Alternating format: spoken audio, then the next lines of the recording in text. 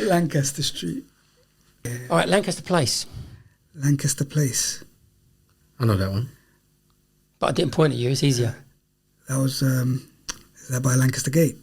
See? 1-0 to me. I know that he knows that one. So, Waterloo Bridge. Waterloo Bridge. Lancaster Waterloo Road. Place. Where's Lancaster Oh, Place? sorry. Oh, yes.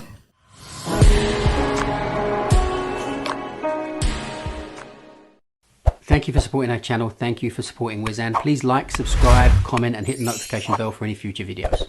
Today we have Rujal Islam and Saul Rahman. Brilliant. Thank you guys for coming along. You've both just passed out. You're a bit further ahead than Saul, aren't you? Yeah, I've been out for 3 weeks now. In the cab? Yeah, in the cab.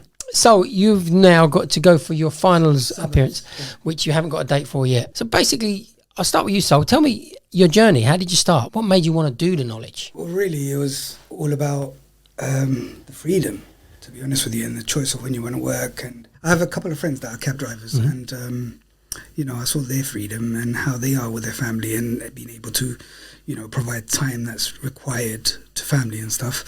And then when you think about me, I was working a 9 to 5, and then you know, you'd always have to go and get time off to do things, and sometimes you don't get that time off. So the flexibility really was attractive. What was you doing 9 to 5? Banking. Banking. Yeah. So you was in a decent sector of work, but a lot of commitment. A lot of commitment. Yeah. Yeah. I mean, you don't get to see your kids, you know, on weekdays. You come home from work, it's either time for them to sleep, and then the next morning you're going to work, and then they're going to school. So you don't see them growing up. Yeah. And that was a big factor for me. And that's when I thought, you know what, I need to actually do the knowledge. How old are they now? I've got a 6-year-old, 3-year-old, and a 1-year-old. When they're 1, they're basically mum's job, aren't they, right? But once they start being able to play... You need daddy in your life. Yeah, that's it. Oh, well done. And what about then you, Rajel? That was a similar situation? I think so. To be honest, yeah, like freedom again. I honestly can't remember what the reason was that got me into it. Yeah. Obviously, there was like more motivating factors along the way, basically. Yeah. But again, yeah, freedom, to be honest. Like, what's the tipping point then? When, did someone come to you and say, look, Rajel, do the knowledge. This is a future? Not really. Like, nobody said that to me to initially get me going. Yeah. But like, I researched it kind of myself. But then there was factors along the way. Like, for example, my uncle, he's a black cab driver, and like, he was a motivating factor. He didn't initially tell me to do it, but he did. When I showed interest in it, he did encourage me. Yeah. If that makes sense. So this is the thing, I'm trying to get this across to, I know the answers to all these questions, but I am trying to get you to say them. But so for me, I'm plodding along. I've left school. I'm 24 years old. I've had various jobs. And then suddenly some thought occurs that, driving a black cab can't be that bad. I mean, there's got to be some trigger that sort of... Like, before this, I was bus driving, yeah? Yeah. So the thoughts of becoming a black cab driver came along while I was bus driving. Yeah. Obviously, it's like in the same industry, but it's not obviously the same thing. But obviously, you see black cab drivers all the time. Because you're cutting them up. Yeah, exactly. Or they're cutting us up. But then you start thinking like, you know, why can't I do this? Yeah. Then you hear people talking, it's better money, more freedom. And then with bus driving, honestly, like, freedom is so difficult to get because you have to book in your holidays. That was a big thing for me, like booking in your holidays and then not being able to get holidays during school holidays. It was too difficult. It didn't make sense to me. Why didn't you opt for the quick shortcut of becoming an Uber driver, Lyft driver, or a PHV driver? It just didn't seem attractive to me, basically. I just wasn't attracted to it because from what I heard it was similar money to being a bus driver. Yeah. So why am I going to do that for? Plus, you can still get sacked, apparently, because they can take you off the circuit. And exactly. So, yeah, this is a different grade altogether. And then, like, obviously, my uncle done it, and he was in his early 40s or late 40s, and English not his first language. So I thought to myself, if he can do it, and he's encouraging me to do it, so why not do it? Yeah. So your journey, Rajel, would you say was difficult? In the like knowledge sense, I don't think so, because honestly, from the beginning, I listened to your advice and your advice only. Right. And obviously, like, before the school, I didn't really know anyone except for my uncle. And to be honest, he just said, follow your advice as well. Right. And that's all I did. I watched your videos. I spoke to you, I think, a couple of times. And that was it, to be honest. I done my blue books. I done my points. And I done my point to point. I didn't do nothing extra. Yep. And I always used to ask you, I think, like, here and there, what else can I do? What else can I do? And you used to tell me just them 3 things. Yep.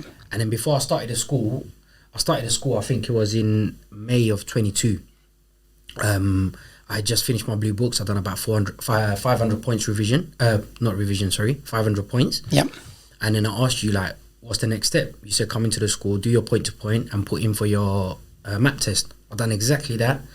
I didn't have to go to the initial talk or anything like that. I don't know at that time it wasn't that compulsory, yeah. I didn't have to do anything. So they gave me a date for the map test within like 3-4 weeks.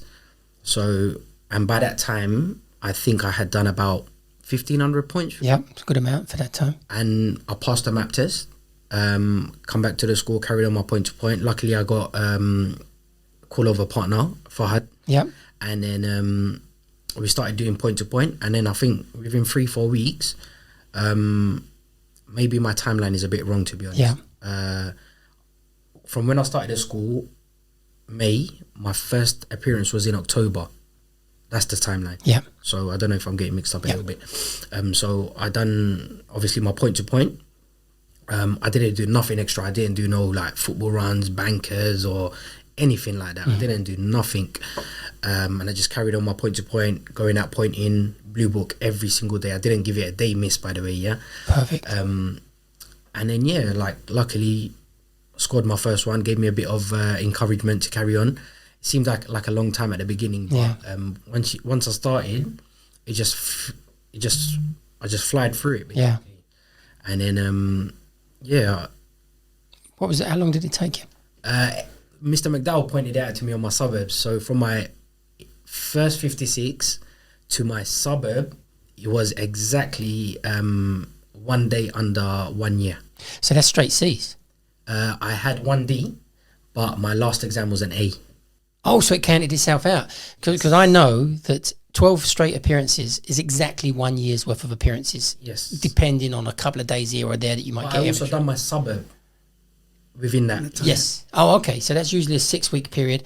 So the days and the reason that may be possible as well is it's exactly 1 year. If you're exactly 56s, exactly 28s, exactly 21s, is exactly 1 year. I done the short versions. Yeah. And the A counted it out. So in under 1 year. And so how long did you do Blue Book? Blue Book took me a little while, 1 year and 2 months, I think. Oh, so if you'd have sped that part up, but then it would have changed your whole line of fate anyway. Exactly. So it's different destiny would have happened. I was working full time at the time as well. Yep. So I remember like there were some days, I remember a particular week actually, I had a run going to Putney somewhere, yeah? Yep. I can't remember exactly. And then the controller called me from work. I was bus driving at the time and he's like, I've got a bit of overtime. Do you want to come and do it? I thought, you know what? I need a bit of extra money. So I come back. I literally done 1 run that day. I come back. Then the next day I went and done another 1 run. So like that whole week I just done like 1 run a day. Yeah. So that's things like that that's why it took long. Yeah. Well, I'm exceptionally proud of you. I really, I know that you did things right, but you've pointed out some things, and I think Sol might have done similar things, and I'm going to come to you in a second, Sol. There's often this thing people would say about football runs and everything else. Turnarounds, for example. They used to do, years ago, a book of turnarounds. I stopped doing it many years ago. But people would go out and run them all, and its purpose was more dictionary, reference it and see what turnaround you need. But you'd go out and run them all and find, well, out of the 1,000 turnarounds you just learned, you needed 5. So there's 995 pieces of information you wasted your time on. And the mainstay and bread and butter of the knowledge is call your blue book for the fluency, for the language. Get your points repertoire, know where they are, the road it's in, as many points as you can, so that you increase the chances of knowing what the examiner asks you. Yeah. But the bread and butter is have you practice point to point, because the more point to point you practice, the more questions you've come across that you have answers to. And that's it. There's the core of the whole knowledge. And yet people are always looking for, I need to do something else. Everything you do would be a distraction. I think people focus on that way too much. Like, honestly, we went through the knowledge together. Obviously, he wasn't my core level partner, but we were here most days together. And like even like Fahad and a couple of people we in us like that we're calling with and stuff, we just didn't used to worry about things like that because you didn't have to. Why are you going to worry about that? Worry about the main stuff first. Yeah. And then when that comes along, you just use your common sense to be absolutely honest. It's always been one of my super main gripes is you're learning a turnaround, for example, today for a point that's never been asked with that turnaround ever. And then you say, yeah, but what if they ask it? Well, let me tell you about what if. On the sheet right now is a question that needs a turnaround that you don't know the answer to, that you're not bothering to learn because you're busy doing this other stuff. And if you did this one, you'd get through this one quicker and you'd come to question number 100 for that week that also needed something special that you didn't know that you can go and find. But instead, you're focusing on the what might be. Exactly. And the same for points as well.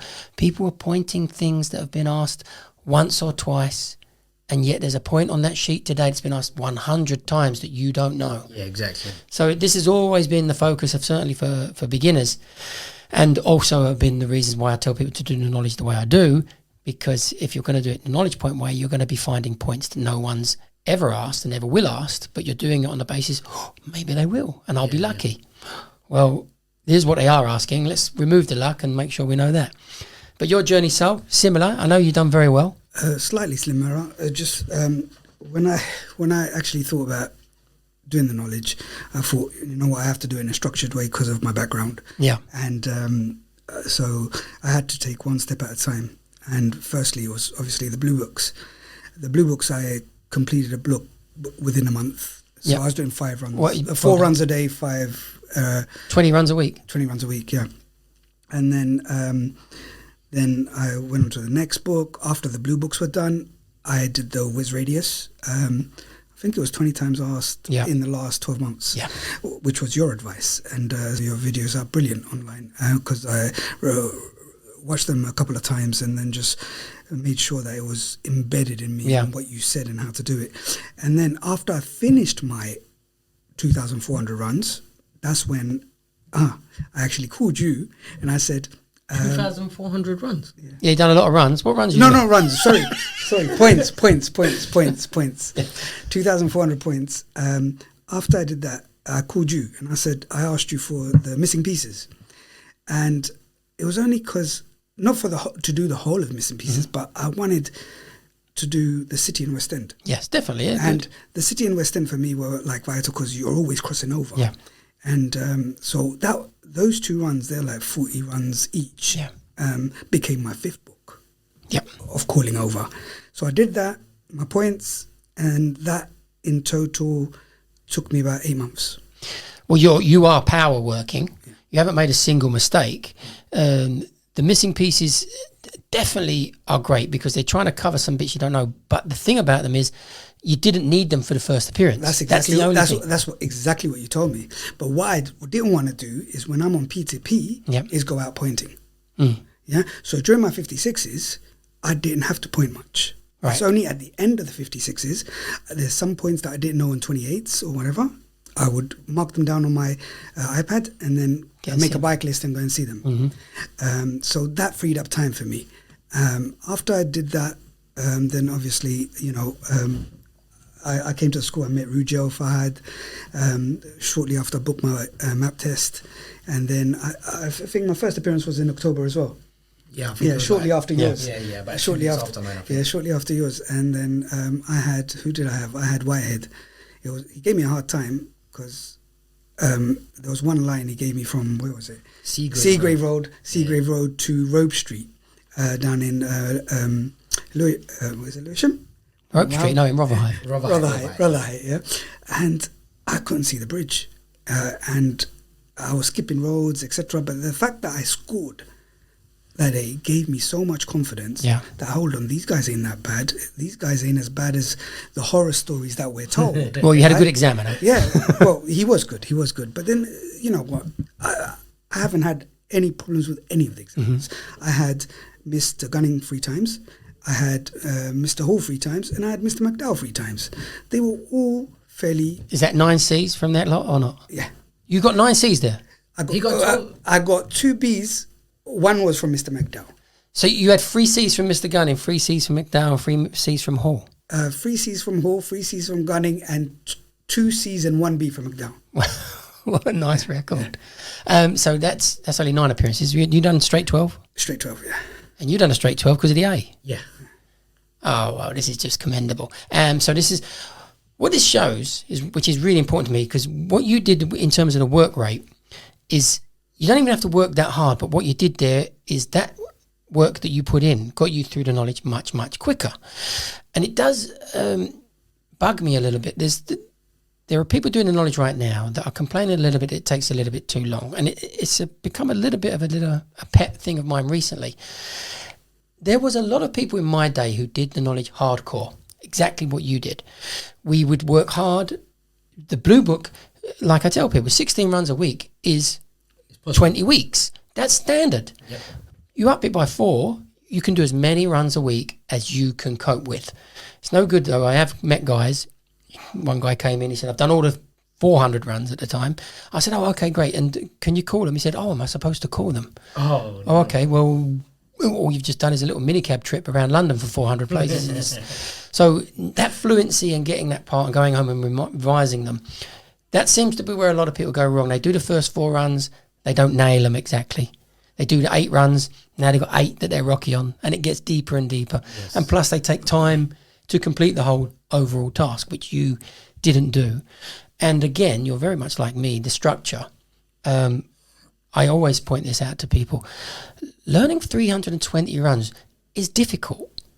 So you must consider yourself some kind of genius to think, I can do that, and I'll do something else as well. Yeah. I may as well learn Japanese while I'm learning. Knowledge is easy. It's such a strange thing. And my advice has always been, if you find 20 runs a week easy, and you're thinking maybe I should do points, no, do 24. Because getting that part done gets that section away, and then you move on to the next thing. Pointing points that are on roads you now already know, and pointing the points that are actually in circulation, which is what the radius maps actually gives you as a beginner. It's a bike list ready-made. That's it. Well, wow. I am really, really proud of you both. That's the end of it. We can all go home.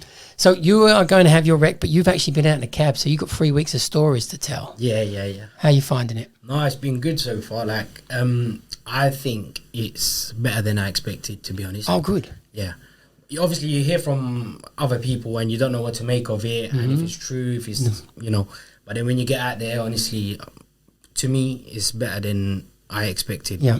And from what people are saying, it's only going to get better because obviously school holidays just finished. Yeah. And it's starting to get a bit better. Yeah, that was the quiet time. Yeah, exactly. So you've had 3 weeks. I mean, we was here earlier and we was talking about the amounts of money being taken. Yeah. So you want to spill the beans? Who was saying that? Well, George and David and Lee, they all spoke of plus £500 nights. Yeah, last night was good. So, the point is they were very exact with figures and stories, and I pressed them a little bit on it to make sure, because I know there's going to be the cabbies saying, no way, da-da-da. If you work, you get paid. Yeah. If you stop for an hour, you get 0. Yeah. So the case is keep the wheels turning, keep punters getting in and out, money keeps coming in, and how much can you take? So financially, you're quite happy with that then, Roger? 100%. 100%. I'll stop off for a prayer, 10-15 minutes depending on what prayer, what time, blah, blah, blah. Sometimes I'll stop off to eat as well. Yeah. If not, I just have something on the go. But I don't... If you're stopping for 10-15 minutes, it's good for your body as well, I guess. Yeah. And obviously I have to get my prayer in, and then but I'm still making good money. Yeah. No, the stopping is actually a very important part of it. I did have a friend once who he told a little story. I'm not sure if I've told this in a podcast before. The Chesterfield Hotel in Charles Street. Okay, yes. So he stopped off at the Chesterfield, and some Americans are getting out, and he's got their suitcases in the front luggage, and they've got out and walked away, and he shouted at them, what do you want with the luggage? They've expected him to get it, and I'd have got it. Yeah. I'd have got out and got it. But he's like, get your own luggage. Come here, I ain't your servant or whatever. And I thought to myself, I bet you've sat in that chair, not got up once. You're going to have thrombosis and all sorts of other problems. Yeah. And the courtesy of getting those cases out, are you joking? And but some people are serious like that. Yes, I think it was yesterday was Saturday. No, it wasn't yesterday. It was on Friday, I think. Yeah, I went into City Airport, and it was like a 5-minute wait, I think. Yeah. Wow. Yeah, Really? it was good. And then I went in. The driver in front of me, he was a yellow badge driver. I think it was the marshal. So he's like, listen, if I get a slightly longer one, do you mind taking it? I said, yeah, no problem. Because he said, I only want to do local, yeah? Oh, the guy in front. Yeah, the guy in front. Oh, nice. He's giving you the option, which is nice. He's like he was the marshal, I think, sometimes in City Airport. Yeah. And he was a yellow badge driver as well. He's like, if you want the longer one, take it, yeah? So the lady come with her luggage, small luggage, and she asked for Honor Oak, Devonshire Road, just off. Okay, Forest Hill. Yeah, that's it. And then he said, would you like it? If you don't, I'll take it, no problem. I said, yeah, give it to me, no problem, yeah? I don't mind it, yeah. Yeah. So I got out of the cab, I helped her with her luggage. It was only a small one anyway. Helped her with it, chucked her in and then went off. And then along the way she was tired. I just asked, how was your flight? This, that, another. Spoke for like couple of minutes. Didn't speak after that. Got out, she got out at Devonshire Road. Just before she got out, she was doing the payment. I thought, let me get out and help her with her luggage again. And then she got out and she tipped me £20. What? Yeah. Tip? Yeah. In cash. She paid by card. Yep. And then she tipped me £20. She goes, yeah, you're very kind. I got back in the cab and then she also tipped £5 on the card as well. Whoa. So maybe for me that was... Well, it's unbelievable. I mean, maybe she's got so much money she don't know what to do with it, or... Nah, but these are our stories, these wonderful things that... Yeah, like, regardless of... I didn't see if she had tipped on the card or not, or if she was going to tip me outside or whatever. Like, regardless, I was just... She looked so tired. I thought, let me just help her quickly. Yeah. Why not? Yeah, there isn't an obligation to tip the cab driver, but there is something I realised. One of the reasons you should tip the cab driver is just in case you've left anything behind. Because if you've tipped him even a small amount and you've left something in a cab, they'll bring it to your door. Yeah. If you've not and you was a bit rude or whatever, we'll take it to a police station and you'll have to pay lost property or whatever. So there's a little reason to... To be honest, I didn't know this was like such a, like... It's like a black cab driver culture thing, like, of getting tipped, basically. I didn't think anything of it at the beginning, but now when you hear, like, from other drivers and that, they expect a tip. Yeah, no, I don't expect it, but don't expect it. It's nice, yeah, of course, but like you're getting paid for what you're doing anyway, decent enough. So don't be like miserable about it. Yeah, you expect it, obviously, same as me. I don't expect it, but it's nice when you get it. Well, I use my example, and I know I have said this in a previous podcast, but I did drop a guy off a very short fare to Bishopsgate, and it was, from memory, £2.80 or £3.80. Now, this is a very short fare. This is pick you up one end of the street. I think back then... It starts off at £3.80 now? It started off at £1.80 when I did it. So it's run £1 most. Okay. But it was a 20p change. That's all I can remember is the 20 pence change. Okay. And nobody waits for a 20p change really at all. Yeah. He waited, and I was shocked because it was £4. He's giving me the £4, and so I thought, I'll get in my bag, I get the 20p, and I give it to him, and then he goes off. And his phone's in the back. Ah, yes, it's over back. Yeah. So it was like, that kind of made me realise, even if you'd have just walked off for the 20 pence and not took it, I'd have took him the phone. It was the negligence of that 20 pence was now like, he phoned the phone and I said, yes, I've got your phone. It's no problem at all. I've dropped it off at the police station. So it's in the lost property. You can collect it. And he's now like, whoa, you could have brought it to me. Yeah, I could have done that. And I would have. You put yourself out.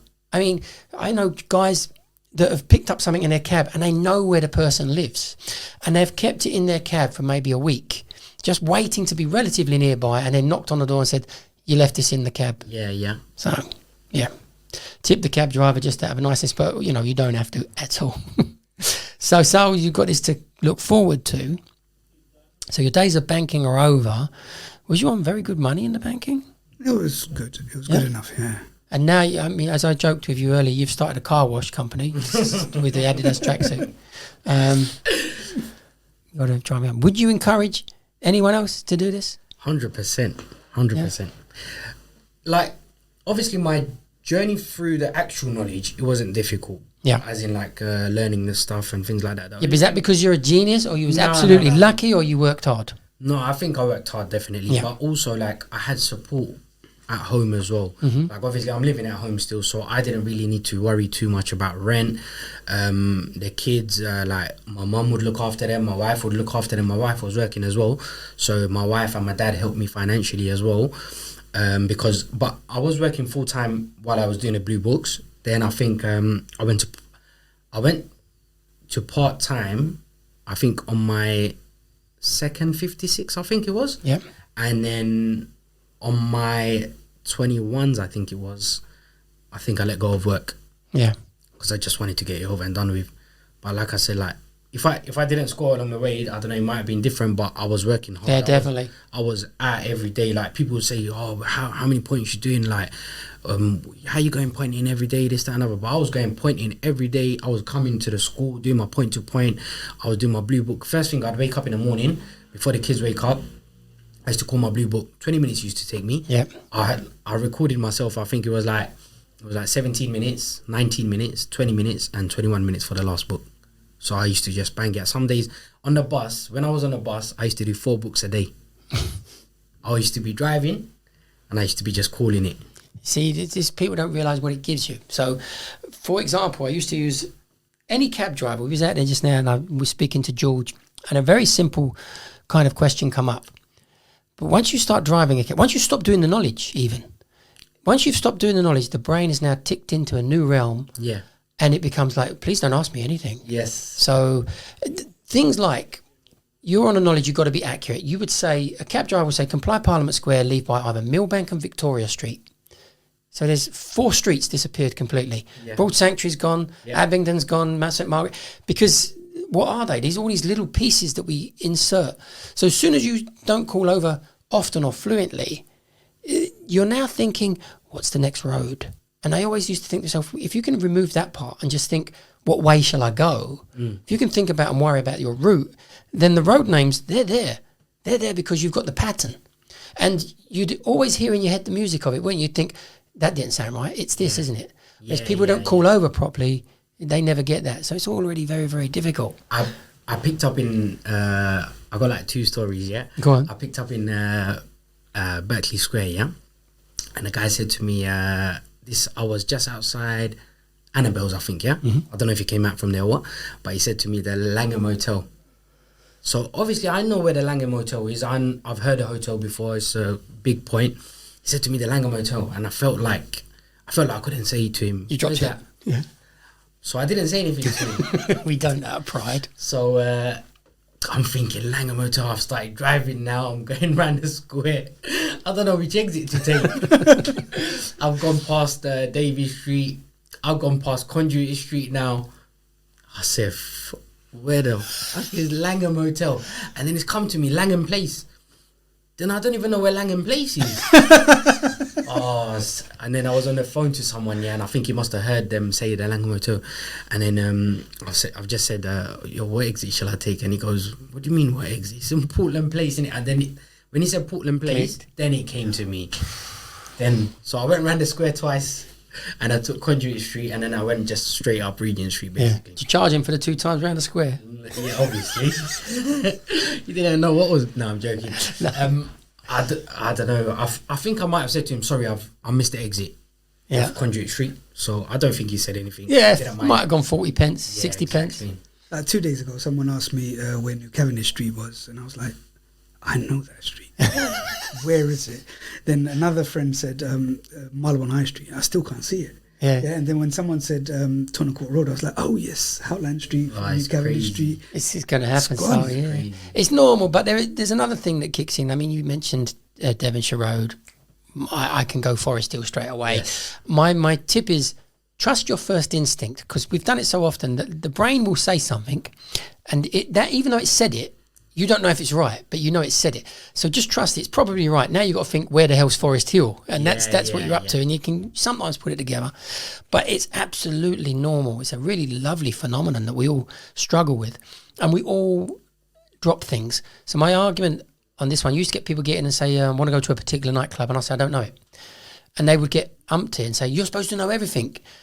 And I never used to get stressed at it at all with their response, because it's basically, I knew a lot, and I know a lot, and I did a lot.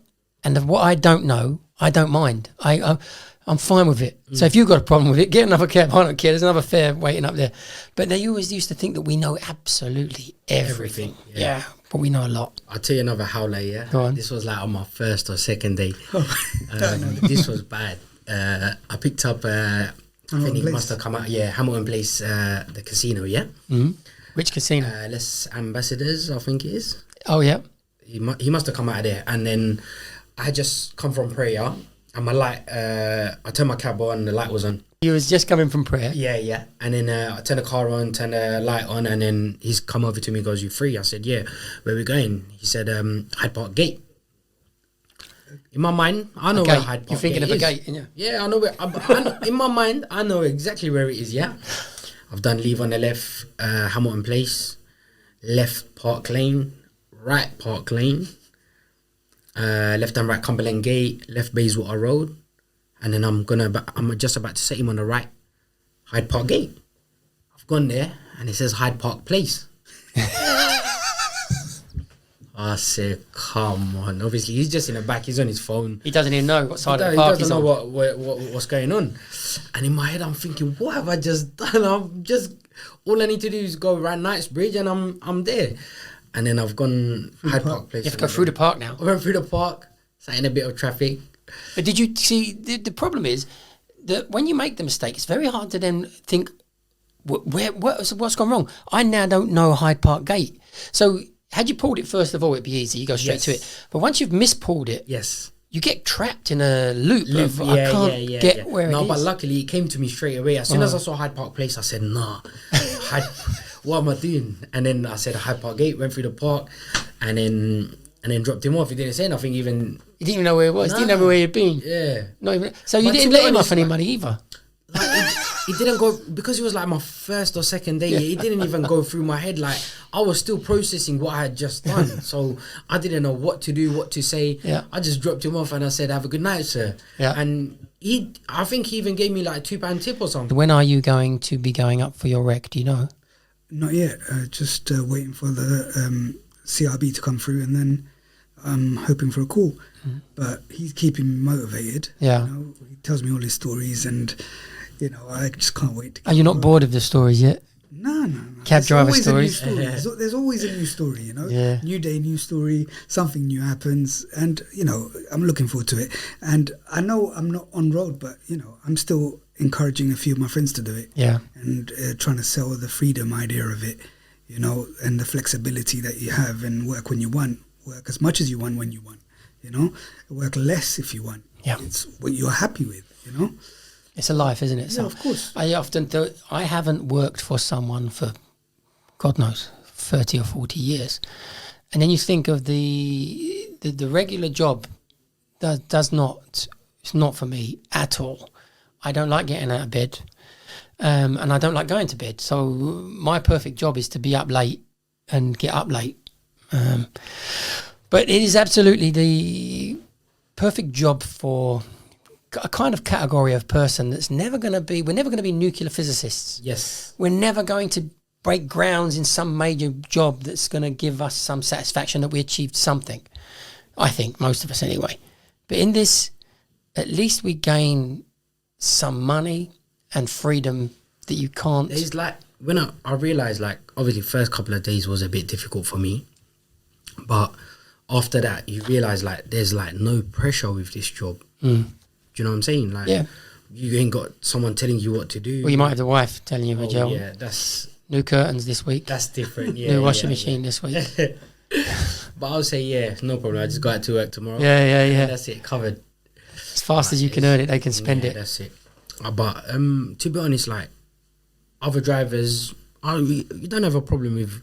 I think I had one little problem in Paddington Station. Oh, go on. So I've gone in now, and like, this is the first time I've gone in, and then obviously there's two lines, when you go in, and I realised after, most people just wait in the first line instead of going into the second line, and then you have to look out for the other person's number plate. I didn't know that at the time. From what I heard, last person goes in, you make a note of their number plate, and then as soon as they go past, you go behind them. Yep. I've done exactly that. I wrote number plate down, yeah?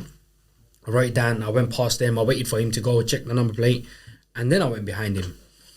Then guy from behind gets out his cab, gets out his cab. Didn't come to my cab straight away. He went to the cab behind him first. He went to the cab behind him. I can see him in my mirror. And then he's had a word with him. Then he's come to me and he's like, you're right, what's going on? You've gone in front of me. I said, is it? And then he's gone, yeah, it's all right though. It's okay, no problem. But just to let you know, you've gone in front of me. There's plenty of work around. I said, are you sure? Like, I've gone in front of you. He doesn't know I've made a note or whatever. He's obviously probably seen my badge number and he's thought, Cut in. Let me. He ain't made a note. He's just pulled up behind that cab, hasn't he? Yeah, exactly. Go on. I've made a note. 100% I know, like, in what order it's in, yeah?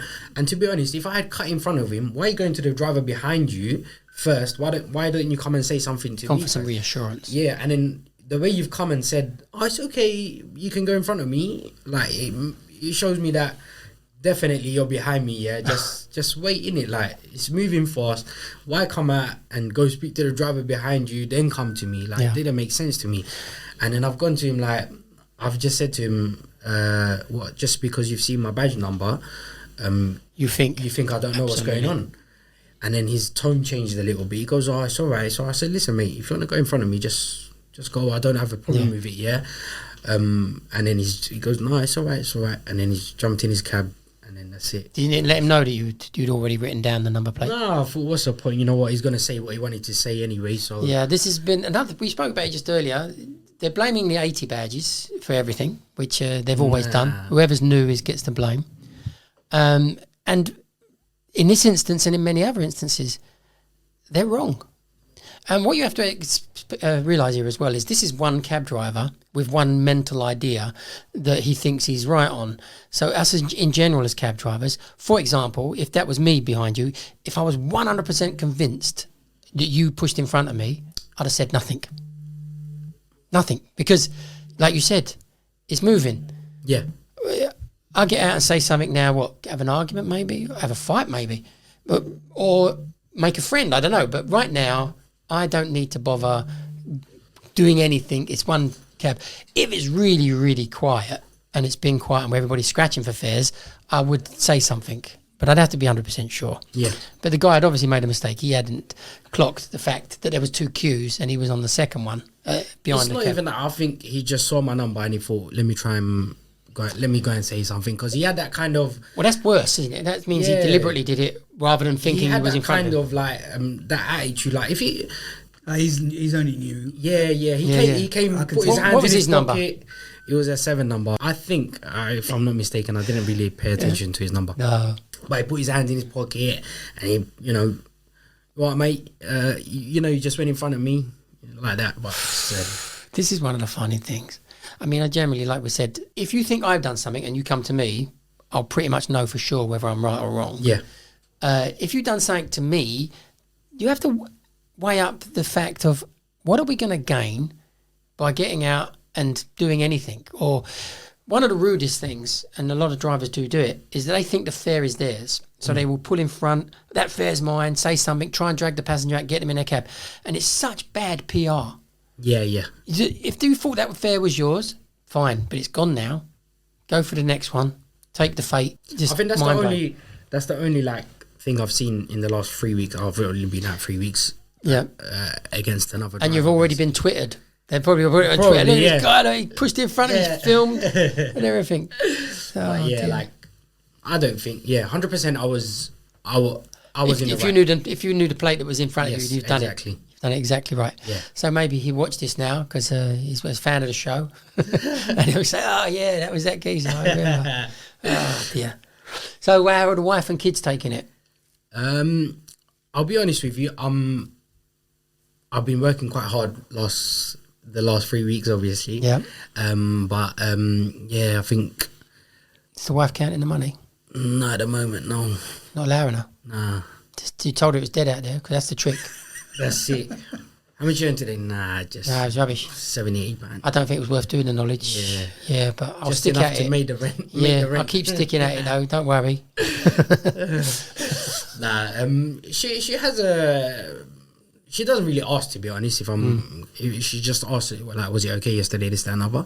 I say yeah, because she's working full time as well. All right.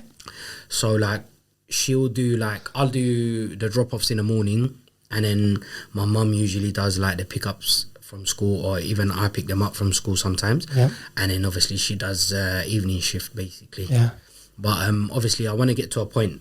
At the moment, I'm just like paying off some debts and stuff, and then hopefully in a couple of months I'll be able to, give them a bit more time. Yeah. Yeah, when That's you what I first wanna pass out, you got so much. You've been short of money for all that period of time, so it's a chance to get back on your feet. But like, it's the 3 weeks that I've been at, it's giving me encouragement that I can 100% do it. Yeah. Do you know what I'm saying? Before it was like, oh man, I'm doing all this hard work, I'm putting myself in a bit of debt.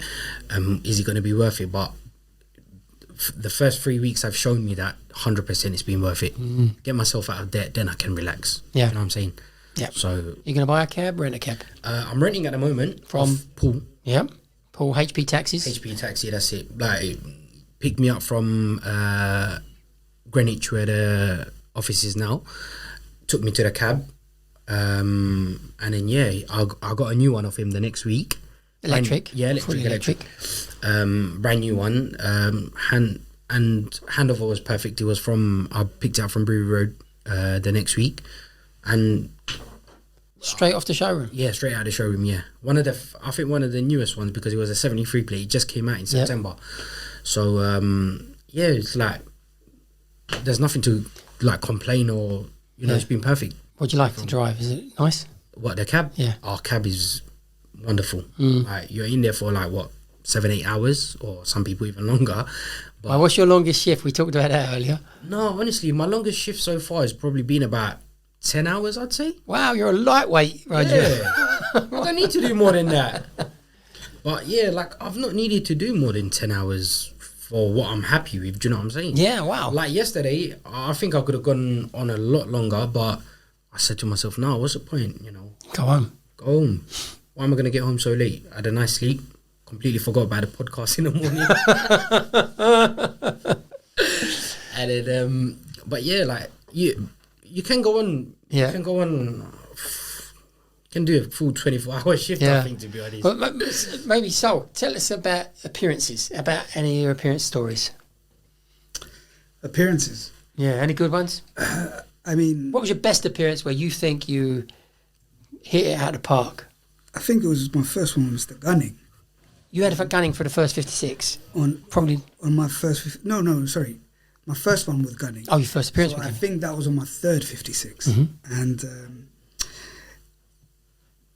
you hear a lot of horror stories, and you're like, when you face Gunning, he's going to kill you. And you're like, okay. So that's the person I need to concentrate on then. Yeah. So, I did his work and made sure that, well, I didn't pick and choose, I did everyone's work. And when I appeared in front of Mr. Gunning, to be honest, I was nervous. Yeah. And and actually he did me a favor indirectly, because I was so in the mood of like just calling fast, right?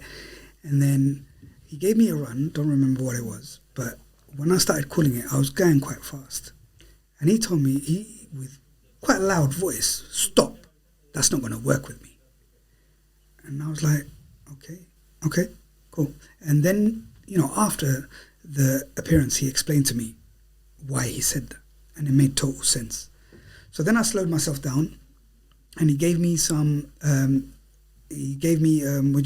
next few runs. There was one particular run where it eliminated everything that people say about him.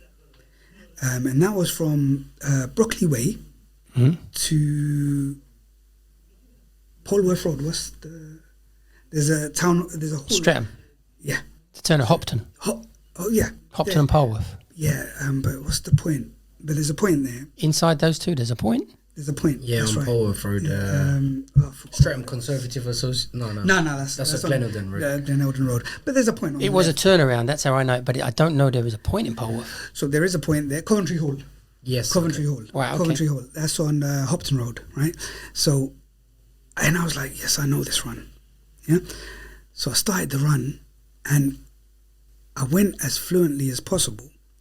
And then when I did right onto, I believe it was Gleneldon Road, left Madeira Road, and now I stopped. And I was like, oh my God, what is it? Is it Polwarth? Hopton? Is it Hopton? Is it this? Is it that? It's running through my mind. And he can see me guessing. And then I thought, you know what? I'm not guessing. I skipped the road and I said, Polwarth Road, sit down and left. And he turned around and said, I know what you were looking for. You were looking for Rutford Road. And I was like, yes, sir. I wasn't sure whether it was Rutford or Hopton. Yeah. And I didn't want to guess. And he was like, don't worry. I'm not going to mark you down for that. Because I knew what you were looking for and I can see you were looking for it. And when he did that, I was like, wow, you're not as bad as they say. Well, it's a good gunning story, yeah. Yeah, you're not as bad as they say. And, you know, that encouraged me. And then on the next appearance on 28th, when I had him again, he had a new examiner observing him. And at the end of the examination, he was like, I think, do you know what? Gunning dropped me on to 28th. Yeah? Gunning dropped me to 28th. It wasn't my third, it was my fourth appearance. And at the end of that examination, when I saw him on 28th, he said to the new examiner, he goes, that's why I dropped him. Yeah, because I did so well, and he was the pace was good. I always drop points. Yeah. The only person I didn't drop points with was Mr. Hall, because he gives you big points. Yeah. And you just have to see the line. But dropping points is par for the course. Correct. Minor. And you shouldn't let that bother you. No, not at all. I've dropped big roads. I've dropped Pomeroy Street in my on my rec. Yep. I couldn't see it. I dropped Orpheus Street, and to be honest, I dropped that twice with two different examiners. He reminded me. Yeah. On Daneville. Probably two different levels. And then when Gunning said Daneville Road, I was like, oh, did I just drop that? Yeah. You know, but the thing is, I've dropped 9 points on one appearance with Mr. McDowell. Yep. And then I was surprised that I scored. I was like, and those are the things that kept on giving me confidence. Yeah. Yeah. And, telling me that, you know, you're doing the right thing, continue. Yeah. Work rate and everything's all bang on. Yeah. You know what you can cope with. Yeah. There is not a measure that, you have to do 6 hours today. You know what you need to do. Yeah. Every individual is different. Yeah. So, just stuck to my kind of work rate, and then I'm here now. I know. Okay. You've hit upon something really great for the points situation. And I always used to tell you, basically, you drop a point, you lose a point. You kill a run, you lose 10. So your run skills is what really counts. You get 4 runs correct, you kind of got 40 points in the bag, minus points that you've dropped, but you're above and beyond. So there seems to be amongst knowledge students, there are the I am points and I am runs. And I'm afraid if you're points, you're on the wrong side of the statistics. Yes. Because you can know every single point in London and you will never score. So you've got to be able to do the runs to get your scores. The other thing you've hit upon is Orpheus, Daneville, is Blue Book rhythm. Yes. And it's the Blue Book rhythm that will throw you into position. And the Pomeroy, same. Blue Book rhythm, you hit Old Kent Road. That's it. So it's like, not that you're not perfect, because we all drop everything. We all make mistakes everywhere. But if you're someone who's great at your Blue Book and we still drop these things, which we do, someone who's not great at their Blue Book is going to be a disaster. Definitely. I mean, I was calling my Blue Books up until I got my rec. Yeah. Religiously. Yeah. Yeah. And that's what the only advice I used to give to students while I was studying is, look, if you're slow in your appearance, start calling your Blue Books. That's the only key. Do you know, Rasul, the amount of people that say, I'm having trouble, and then you say, how much Blue Book do you call? And they say, well, I don't. You think, oh. That's why. Fundamentally, let's build from the beginning, get that tidied up.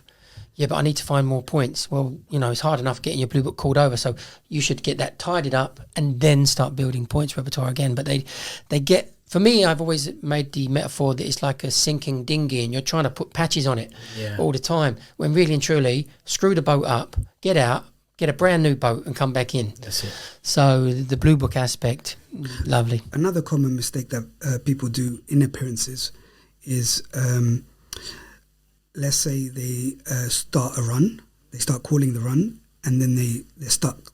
Mm-hmm. They just drop it. Yeah. Yeah. Or what? My advice would be finish the run, even if it's the longest route that you've taken. Absolutely. Because even if you score something, yep, that matters. I mean, on my third appearance with Mr. Hall on 21s, I was expecting a B, and I would have been done with 11. But my last run was Fulham Cemetery to South Bermondsey Station. Now I knew that I'm leaving on right, I'm taking Lily Road, and I'm taking Vauxhall Bridge. But as soon as I said leave on right, Fulham Palace Road, right Lily Road, I couldn't see anything. Honestly, I couldn't see nothing. And then I was like, oh my God, I don't want to freeze for too long. And I pressured myself. Mm-hmm. Mr. Hall didn't say hurry up or anything like that. I pressured myself. I ended up taking Battersea Bridge. Yep. Okay, so I went round, I finished the run. He gave me 5 points for it. And he was like, Mr. Hall was, then it felt to me like he was disappointed that I didn't get the B that day. He goes, don't worry, one more to go. Yeah. And it was on me because I went blank. No, but in one sense, it wasn't the B. There was a D lurking there if you didn't do what you did. So, Correct. Which was 2 more appearances. So you saved the day. And again, I don't mean to pipe on about certain rules that I've set myself, but the fundamental rule for anybody beginning to do point to point isn't the perfect route. It's getting there. Yeah, Yes. correct. No matter what route. And that's what I'm trying to explain. Yes. Just take them there. Have that strategy. Just take them there. Whatever way you see it. Someone they said yesterday was 2 roads from the end and got stuck 2 roads from the end and said, I can't finish the run. So there's the mental block. Now I always think to myself, let's imagine we're 2 roads from the end. Let's say it's even as simple as 2 forward roads. Do you know a left or a right? Just take that, see what springs up, rely on Blue Book fluency, bring it together, arrive at that destination with roads that work, and then laugh at yourself afterwards. And then at least you've got 1 point in the bag. And if you was about to score 23, you've just got a C for that crazy ending. So it is a really, really good piece of advice. Absolutely look to be able to set it down and every single run, finish every single run. The route is secondary and you learn by it. Did I tell you about my last appearance? No, go on. About I had Mom Yes. Doctorate. Oh, yeah, Mum. You don't remember? Remind me. Okay. So obviously, like through the whole examination process, in my head, I was like, get a C, let me get out of there. I never went, I need an A, whatever. So along the way, C. I think I got a B from Mr. Loskovich and Mr. Patel. And like Sal, I didn't have a problem with one single examiner. Even when I got the D, that was on me. Yeah. Like, I didn't have a problem with anyone, yeah? On that exam, I went Harrow Road and I couldn't see what was in front of me or what was to my right or left. I just froze. That was the one I got a D, yeah? But like I said, that was on me. Then on my last exam, it was on my last exam, I'm 2 up now on 21s. Obviously, if I get an A, I got my rec, and if I get a C, 1 left, and if I get a D, then I'm still in the same position. So it was a fairly easy exam. First line, in my head, I've scored 9, 10 out of 10. Second line, I've scored 9, 10 out of 10. Yeah? What, easy? Fairly easy, yeah. Fairly easy. I'm not going to say, they were so difficult. I managed to get, fairly easy, I'd say, yeah. Third line now, yeah. Line was easy as well, if I'm not mistaken. Not easy, but, If you practiced, it was one that's in your repertoire. It wasn't one you had to think of. That's it. But the point was Louis Vuitton on New Bond Street, yeah. I couldn't remember if it was leave on left, leave on right. I said, you know what? I'm just gonna guess, and I'm gonna go, yeah, because I've picked the point up now. I'm gonna do it, yeah. So I've done leave on left, leave on right. In my head now, I'm thinking again, like I've never thought this in any other appearance, but in this appearance, I was counting the score, yeah. In no other appearance have I ever thought, oh, you know what, maybe I've got a C, maybe I've got, you know. But this appearance, I don't know why I was counting it, yeah. So in my head, 9 out of 10, 9 out of 10, and in this one, if I've left it correctly, I'm either getting a 0 or I'm getting a 9 out of 10 again, yeah. 9, 10, whatever out of 10, yeah. Now, on my last line again, it was I think it was Mill Street. Yeah, Mill Street to up in York Way, Handyside Street, Granary Square. I think it was. Okay, are we talking which Mill Street? West End or Mill Street? Jamaica Road. Yeah, okay. Jamaica Road. In my head, that one is 10 out of 10, 9 out of 10 as well. Yeah. So in my head, I've either got an A or B. Or 30 out of, you know. You'd have lost 10 for the bad run. Yes, if I've not left it correctly, obviously. I can't do nothing about that. So in my head, I've either gotten an A or I've scored at least, yeah? So I'm fine with it, yeah? Regardless. So I'm sitting there waiting, and then Mom Jantara is writing out the score, and then she goes, oh, okay, don't worry. She says something like, oh, don't worry, calm down, you've scored today. I said, oh, okay. So in my head, I've scored. I don't know what I've gotten yet, yeah? So she's giving my paper back now, and I saw a C. And like I think the first, I'll check it in a bit, yeah. But I think first one was 9 out of 10, second one was 9 out of 10, third one 9 out of 10, last one is a 0. So in my head I'm thinking, okay, I've scored today, yeah, but the last one is a 0. Not the third. Not the third one, but the last one is a 0. I'm thinking in my head like, what's going on here? Why am I getting a 0? I'm calling it over in my head.